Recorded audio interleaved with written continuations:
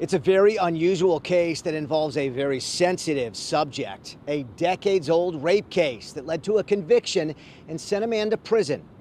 That convict is a friend of Orrin Ambus, seen here in his podcast called Chronic Chronicles, where Ambus called the rape victim a liar. After that, Ambus says 25 cops broke down his door. I heard, "Don't move," SWAT, so I'm on the floor laying down. I'm scared as hell. They didn't say anything until they got me into the car, and I inquired about it, and they told me I was there for harassment charges. He spent a week in jail as the St. Louis Circuit Attorney's Office charged him with 7 felony harassment counts, with allegations he'd made direct contact with a rape victim and her family.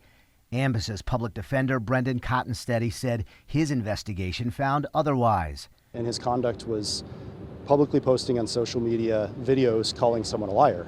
Cottonsteady learned the evidence was simply from a podcast, resulting in a prosecutor filing for felony charges. My take was that the person who wrote this may have slept through that day in law school, honestly, because, this is a First Amendment issue through and through to me.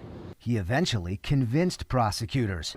The issue in Mr. Ambus's case, I think, is not whether the person he was talking about was wrongly accused and falsely convicted over a decade ago. I think the issue in his case was whether or not we as a society have the freedom to comment on and discuss that trial and that conviction. My client's statements commenting on a public trial were squarely protected by the First Amendment. And frankly, I'm grateful to the Circuit Attorney's Office for recognizing that fact. Ambus also thankful to the prosecutor and his public defender. He is definitely ordained by the Most High to do what he's doing. You know what I'm saying? He's a great public defender. I think he's better than probably some of these paid lawyers out here. A prosecutor's office spokesperson said they can't give specifics on why the charges were dropped, but that they understand this can be difficult for victims, but that they have complex considerations involving the constitutional rights of defendants. In St. Louis, Chris Hayes, Fox 2 News.